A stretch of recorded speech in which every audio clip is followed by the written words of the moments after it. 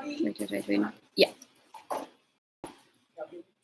morning, everybody. We're so pleased to have you with us this morning. Well, it's morning here in South Africa. A beautiful sunny morning, and I'm going to tell you a little bit as the CEO of Elephants Alive about the organisation. Just briefly what our main activities are. So we've been covering across for 25 years. And then we've also got an individual identification study which has been running for 28 years. In South Africa, people are very concerned about the impact that elephants have on large trees. So we started a tree monitoring study in 2004.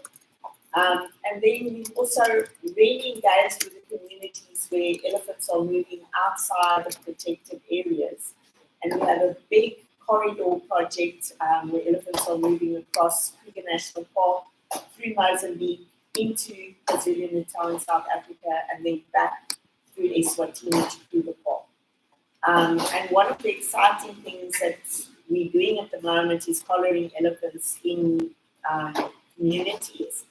And we were incredibly blessed to have Catherine with us as the first Miss South Africa, Miss Earth South Africa. And she joined the team, and it was just an incredible experience. So welcome, Catherine.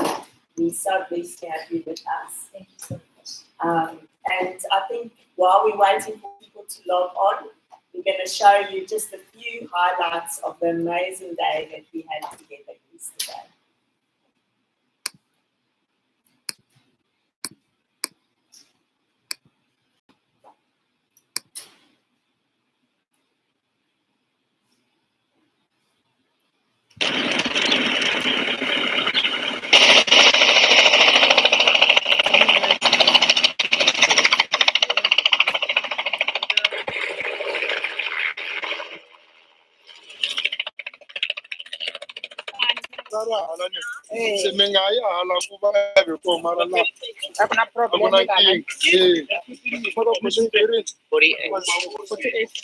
Their language is length. So the width's going to be from the bottom up to here.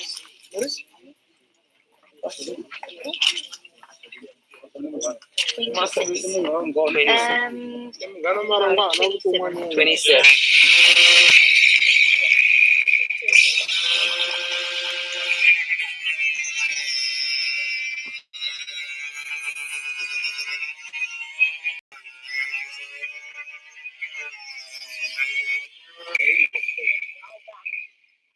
Highest point you're saying? Yes.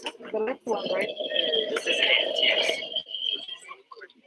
Wow, that's a sound. Okay, there, And you can and join it them. is. Okay, so it's on 13 and a half. 13 and a half. Absolutely life-changing. It's one of those moments you'll take with you forever, but it's one of those moments that also reminds you as to why we do what we do and why we need to use our platforms to create more awareness of the importance of elephants within our lives, our ecosystems, and within the communities where we live and work. So by so doing, the ecosystem will be balanced. So thank you very much. We want to see this going forward, and our children and our children's children will see these animals.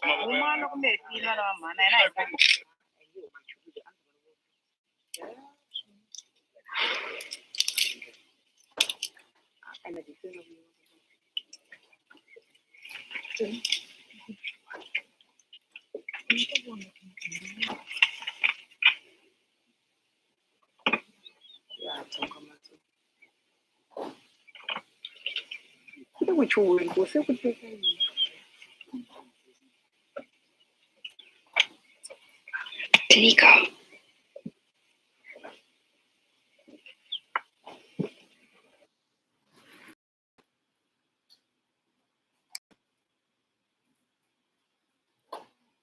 So Catherine, as the first Miss Earth South Africa, that doesn't usually collar elephants. How did you experience yesterday? Well, I hope I'm the first, and I hope that this is not the first time.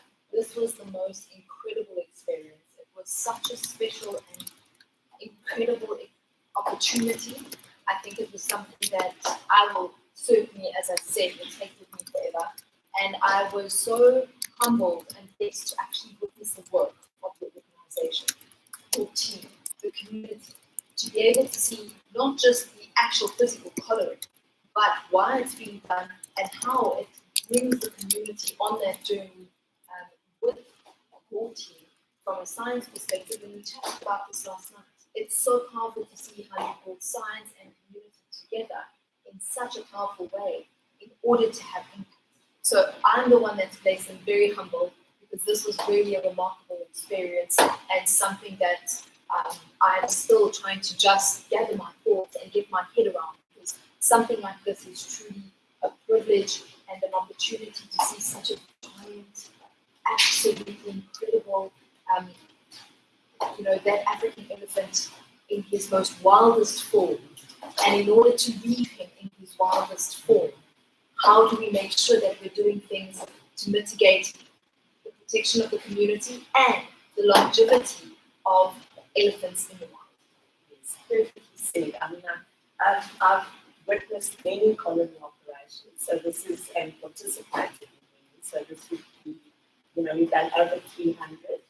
But every time that elephant gets up, or every time you hear them snoring on the grass, it is something that changes your life. And the fact that you have the privilege, and if you think of all the science that went into developing the drugs, just so to get the dose right, and you see that giant get up and live his life, but now you've got eyes in the sky to be part of his journey, it is really life-changing. So I'm glad you experienced it that way. You would be more than welcome to come and participate. You are wonderful. Thank you.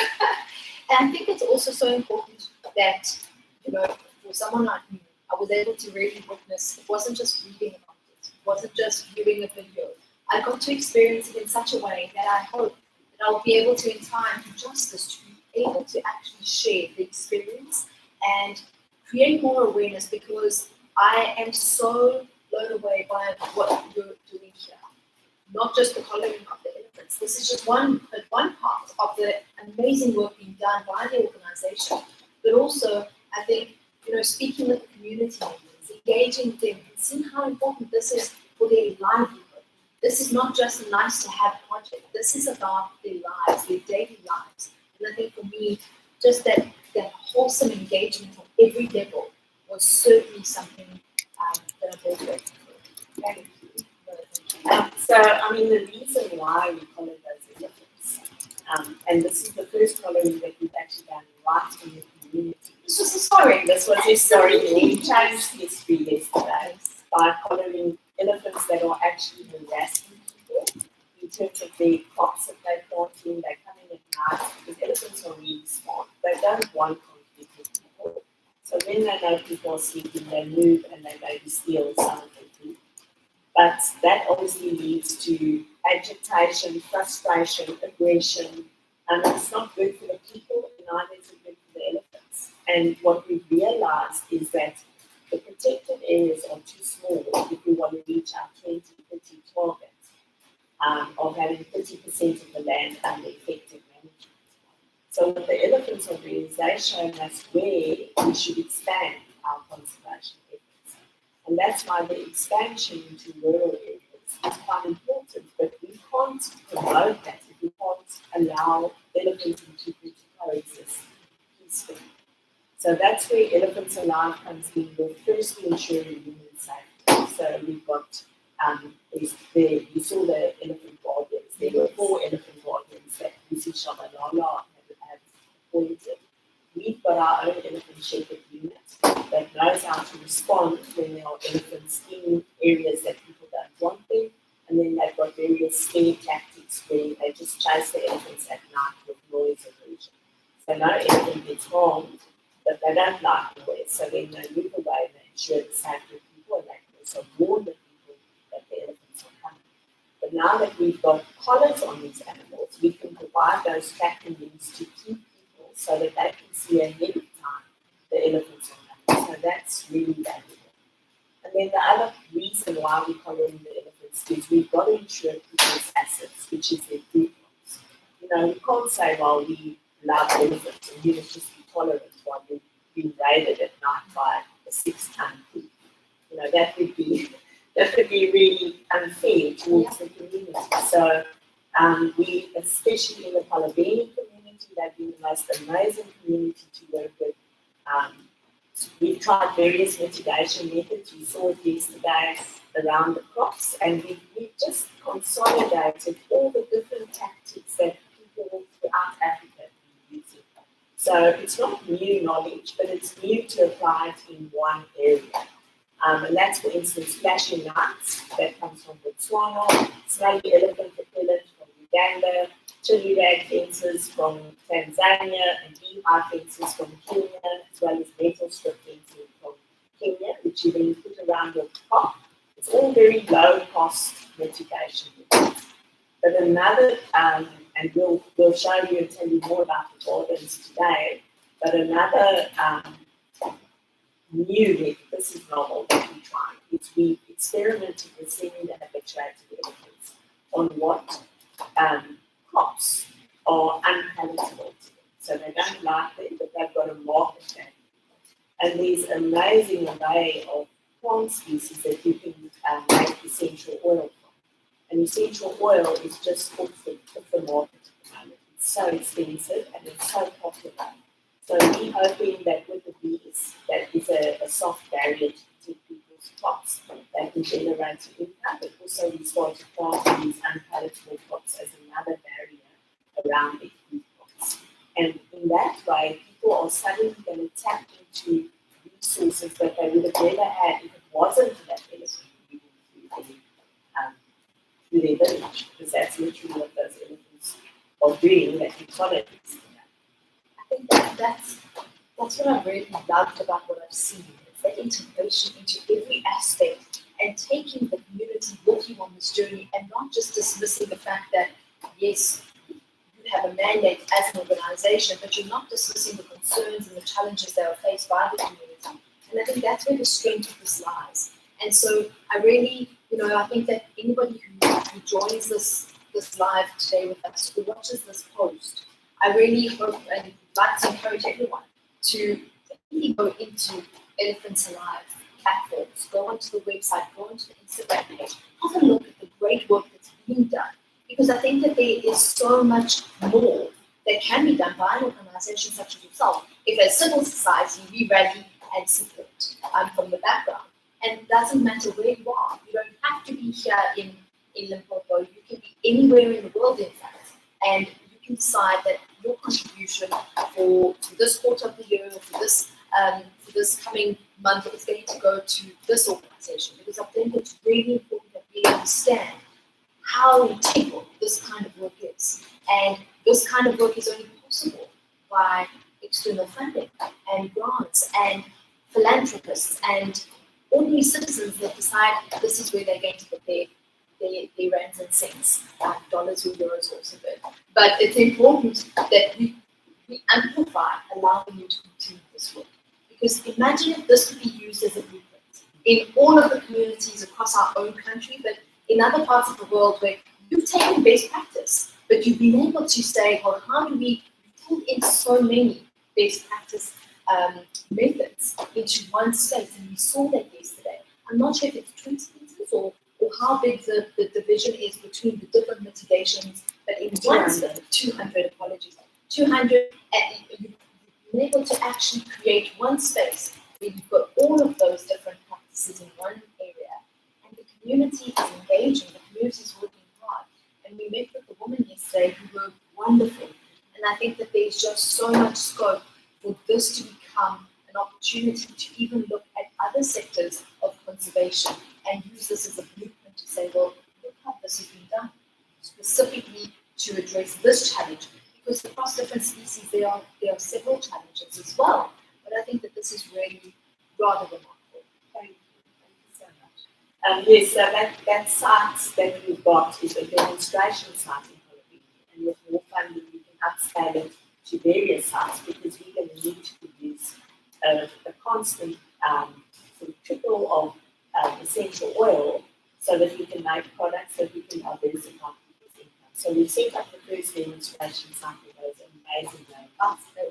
And I mean, like, this is what I also enjoy. You know, when you study elephants, you start realizing the power of matriarchal societies.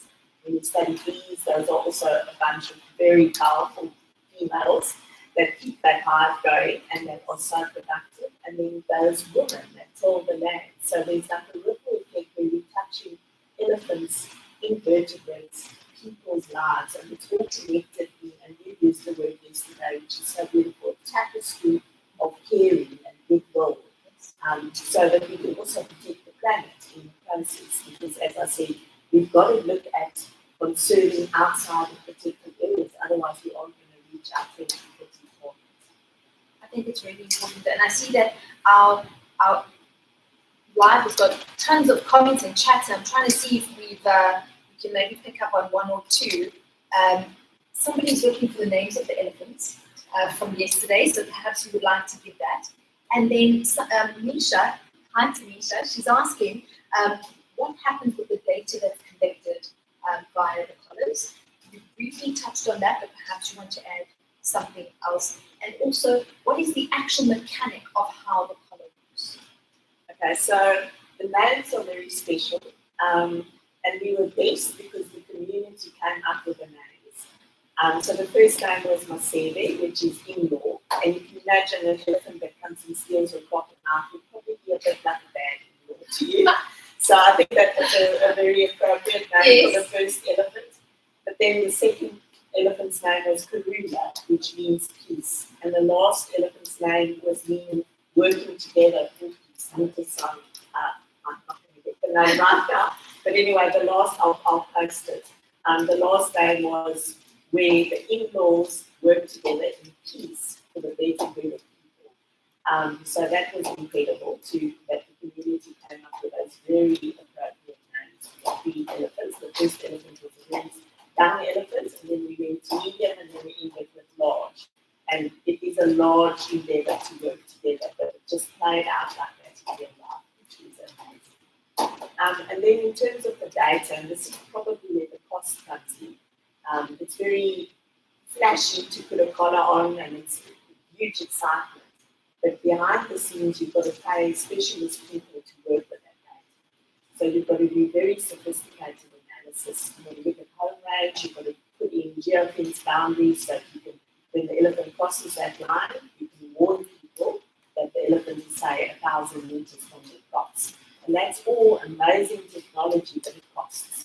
So, you know, fitting the collars is expensive, but also having to pay somebody to analyze that data is also a very huge expense. So it's not just that what you saw yesterday is a very small piece of the pie. And an elephant, if you download the data in an hour, the collar will last for about 4 years. So you can get an incredible data set out of collaring. Do you ever recollar? Yes, we do. So we look at the animals that are providing us with critical data, and then we recollar those individuals. Some says thank you so much for the names. Perhaps you can post them at a later stage. No, that's fantastic. But I think it's really you mentioned this, and it's really important. This is just but one piece of almost it's the start of a new journey for the data that you see from each elephant. And so, you know, we just saw parts of what we did yesterday, and now it's the journey of following those elephants, tracking them, seeing where they are. I'm going to be tracking them too, and we'll have to keep you updated. But I think it's really important that people understand the amount of science and data analysis that goes on thereafter. That's almost more important because that is why you're going to this extent, and that's why this work is being done, in order for people to be able to be connected to the work and for you to be able to go back into the community, find solutions for challenges as well. And I think that those are all the different pieces of the puzzle. You won't be able to see it, but I'm in the most amazing hub for Elephants Alive. And sitting in the hub, there's different stations, there are different people working here. There is so much that happens There's a little lab at the back, which is incredible. There is so much that goes on. So as an audience, as a community, we see only but one part. And I think that's always important to remember, because sometimes you just see one thing and you think that's all that maybe an organization or a team does, but the work behind the scenes is massive.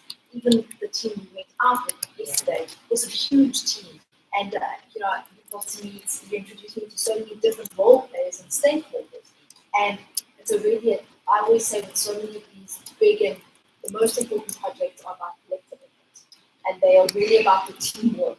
And each person just being on the ground and doing what needs to be done and making sure that collectively we're all working towards the same goals. We're moving towards the same goalpost, and we share that vision.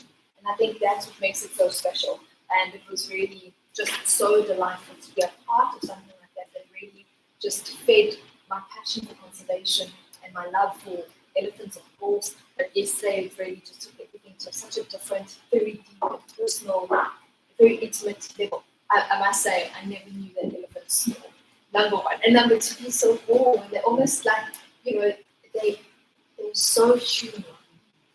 And we forget, I think we put so many barriers between us and nature instead of embracing it. And we need to address that as individuals on a consistent basis, especially for us who live in big cities and we're removed from nature. We're so much a part of it, and our lives impact nature on a daily basis. So even if we're far away, what we're doing in big cities anywhere in the world really does impact the environmental biomes and ecosystems that exist to keep us all alive and breathing and being able to eat the kinds of food we eat, because these kind, I mean, I'm looking outside now and the butterflies and the bees and the pollinators, they're all as important as those big elephants, but we're so disconnected from nature. And I think that this project really, I'm sure you'll see in the footage, is a beautiful tree, an elephant, a bee, and a hand representing all the different elements that make this one circle and one actually closed group. Yes, absolutely. And I mean, the thing is also that what made yesterday special is even rural people are removed, especially in South Africa, by 6 strict electric fences. And now they're just experiencing the bad part of living with wildlife. It's showing them that there's enough time to it. So we've also got a lawful vocal program which needs elephant grandmothers. Where we take the grandmothers from that community and introduce them to peaceful elephants, not the elephants that they might see at night. And we teach them about elephant behavior, and we basically dignify them because they are the storytellers and they're the first and second generation educators. So they are very critical to the whole society, and they immediately resonate when you introduce them to a herd of elephants. They see that leadership that they themselves are active every day, and they just resonate with elephants. So then they go back to the community and they tell their stories with elephants and conservation. So it's looking at the community as very much part of our conservation story. If you don't do that, I think you won't get very far. It's got to be a sustainable model for conservation. Michelle, do you want to maybe share with the viewers and those watching, how long does it take to collar an elephant? What is that time and that process? And just specifics on the day when we're on the ground. And I'm sure at a later stage, I know that there'll be a beautiful video that people can watch. But just for those watching now, what is that time frame in that process? Absolutely. So you need a qualified veterinarian, wildlife veterinarian, because the drug is very dangerous. So no other person can handle it. You need that expertise. You need a fantastic wildlife pilot, and I think you saw how amazing Bill was yesterday. Yes. I mean, he was incredible. And then you need a ground team that can obviously help fit the collar. But the drugs, and as I said before, it's taken years to develop those drugs. So when the wildlife vet comes into the helicopter with the pilot, he then darts the elephant in the air. The dart takes about 10 minutes to act, and then the elephant starts feeling sleepy and eventually topples over. If the elephant falls on its sternum, then you've got to help it over because they struggle to breathe if they stay on their sternum. So that's quite important for safety aspect. And then you've got to stretch the trunk out and make sure that the airways are open because they've been basically. But you've probably got at least 30 minutes while the drug's acting on the elephant for you to take morphometric measurements, which we did a lot of. You were helping Robin with that, so thank you so much. And then flip the collar, and that's the main reason why we collar the elephant, or why we put the elephant to sleep. And then the vets will also, under supervision, will, for instance, allow a vet to give the reversal. And that takes about 3 or 4 minutes for the elephant to act. So once the reversal is injected into the ear of the elephant, you immediately withdraw and you let the elephant get out. So we did 3 elephants in 2 hours. So I hope that gives people an idea of how quick it can actually happen. And a lot of it depends on how quickly you can find elephants in between collar events. The other thing is, how do you choose the elephants that you're going to collar? Is there a process, or is it geographically, the elephant you find in a specific geographical target area? What is that process? So because this was a new aspect of history in the making, like collaring elephants and interfacing with people outside of protected areas, we were specifically looking for those elephants closest to the community. And we always want to get like a spread of ages, so from young to old animals. And we were so lucky because, as I said, we got small, medium, large, because elephants have very different roles, especially for bulls. So they're all bulls. So bulls are the risk takers. The cows usually don't like operating. They're just thinking of their babies and they'll stay there and safe. So we didn't find anything else. But the older bulls often teach the younger bulls how to operate. That's what they're busy doing. So I'm really glad about the different cohorts of ages that we've got to this. I think that there might be other questions.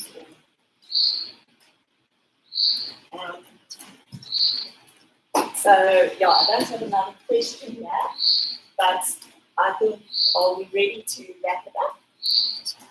Or are there more questions on the phone? So just one last question, just very quickly perhaps.